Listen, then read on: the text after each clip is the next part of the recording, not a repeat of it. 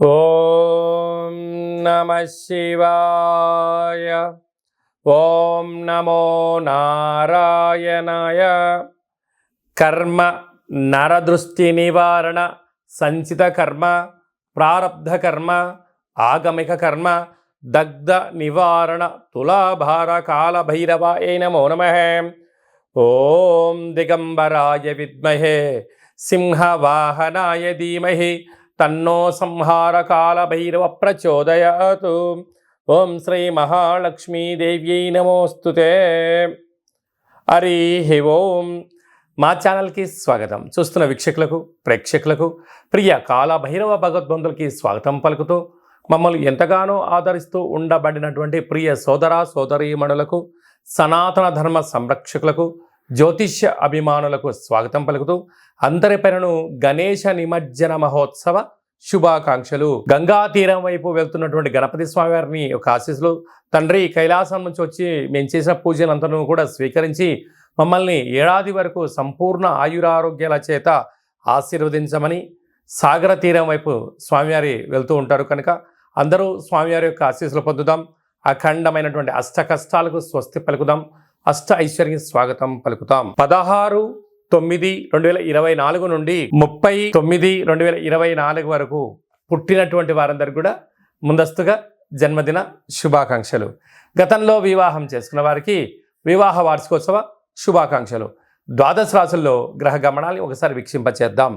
వృషభ రాశిలో దేవగురు బృహస్పతి శత్రుస్థానంలో సంచార స్థితి. మిథున రాశిలో కుజ భగవానుడు సంచార స్థితి. సింహరాశిలో బుధ భగవానుడు సంచార స్థితి. కన్య రాశిలో త్రిగ్రహ కూటమి రవి శుక్ర కేతు సంచార స్థితి. కుంభరాశిలో శని భగవానుడు స్వక్షేత్ర తిరోగమన వక్రగమన సంచార స్థితి. మీనరాశిలో రాహు సంచార స్థితిలో ద్వాదశ రాశుల్లో గ్రహ గమనాలు ఈ విధంగా ఉన్నాయి. విఘ్నేశ్వర స్వామివారి యొక్క గంగా తీర ప్రయాణ సందర్భంగా మీనరాశి వారు ఎలాంటి విధులను పాటించాలి?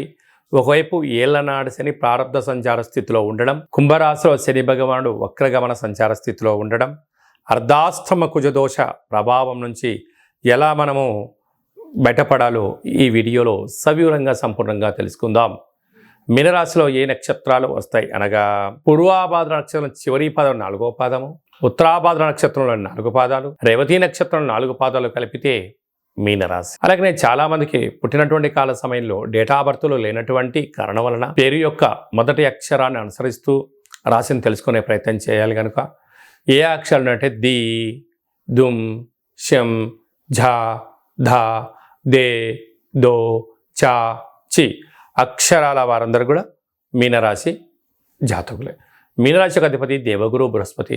వీరికి ఇలాంటి దోషం ఉన్నప్పుడు విఘ్నేశ్వర స్వామి వారి యొక్కకి పసుపు రంగు వస్త్రాన్ని సమర్పింపజేయడం, అలాగే శనగపప్పుతో కూడుకున్నటువంటి ప్రమిదని రెడీగా చేసుకోవడం, దాంట్లో 16 ఒత్తులు వేయడం, అలాగనే అందులో కొబ్బరి నూనెను కానీ ఆవు నూనె కానీ ఆముదాన్ని కానీ వేరుశెనగ నూనె కానీ పోసి భగవంతుడికి విఘ్నేశ్వరునికి మంగళ నీరాజనాన్ని భక్తి శ్రద్ధల చేత సమర్పించజేయడము, శనగపప్పుతో కూడుకున్న పదార్థాన్ని నైవేద్యంగా పెట్టడము, లేదా శనుగులను ఉడకబెట్టి స్వామివారికి నైవేద్యంగా పెట్టడము, భక్తులకు భక్తి శ్రద్ధల చేత ప్రసాదాన్ని పంచగలిగినట్లయితే అద్భుతమైనటువంటి యోగం మీనరాశి వారి సొంతం అవడానికి చాలా అవకాశాలు ఉన్నాయి. గురు యోగ్యత కలుగుతుంది, శని దృష్టి తగ్గుతుంది, మనోధైర్యం చేత మీరు అనుకున్న అన్ని పనులలో మీనరాశి వారి సొంతం అవుతాయని చెప్పి గమనించాలి. అలాగే రాశిలోనే రాహు సంచారం చేయడం వలన చిన్న చిన్న విషయాలకు మీరు అపోహకు వెళ్ళొద్దు, ఈగోకు వెళ్ళొద్దు, పగలకు ప్రతీకారకు దూరంగా ఉండండి. తృతీయంలో గురు సంచార స్థితి ఉండడం వలన గతించినటువంటి పెద్దవారికి మీరు మహాలయ పక్షాల సందర్భంగా మీరు వాడికి తృప్తి కోసం చేయగలిగినట్లయితే గురు యోగ్యత కలిగి గురుబలం కలిగి అంతా మీకు శ్రీరామ రక్ష అని చెప్పి గమనించాలి. అర్ధాష్టమ కుజుడు సంచారం చేయడం వలన మీ జన్మ నక్షత్రం రోజున పూర్ణిమ అష్టమి తిథి యందున దూరావాయు జల ప్రయాణాలకు దూరంగా ఉండండి, అపోహలకు దూరంగా ఉండండి, అనర్థానికి దారి తీయకుండా సౌమ్యంగా మాట్లాడండి, మౌనంతో జీవన విధానాన్ని పొందే మానవ ప్రయత్నం చేయండి. సప్తమంలో 3 గ్రహాల సంచార స్థితి ఉండడం వలన ప్రేమికుల మధ్య, భార్యాభర్తల మధ్య, పార్ట్నర్షిప్ వ్యవహారాల మధ్య స్వల్పమైనటువంటి అభిప్రాయ భేదాలు వచ్చే అవకాశాలు ఉన్నాయి. వీటిని చిరునవ్వుతో స్వీకరించండి, మౌనంగా ఉండండి, ఈ గడ్డు కాలాన్ని నెట్టుకపోగలిగితే మీనరాశి వారంత అదృష్టవంతులు ఎవరు లేరు అని చెప్పి గమనించాలి. లేదు పగలకు వెళ్తాను, ప్రతీకాలకు వెళ్తాను, పంతాలకు వెళ్తాను అంటే ఉండేది పోయి ఉంచుకునేది పోయి అనేక రకాల వ్యాధులు మిమ్మల్ని కబలింపజేసే పరిస్థితి ఉంటుంది. సీజనల్గా వచ్చే వ్యాధులు, దీర్ఘకాలికమైన వ్యాధులు, మనో ధైర్యం లేకపోవడము, అలాంటి అవిశ్రాంతి కారణం చేత, చికాకు కోపం చేత తన కోపమే తన శత్రువు, తన శాంతమే తనకు రక్ష, దయ చుట్టంబు గదరా సుమతి అని చెప్పి సుమతి శతకంలో ఎలా చెప్పారో అలాగా మీనరాశి వారు వీటిని అవలంబించగలిగినట్లయితే మంచి కాలము మీనరాశి వారి సొంతము.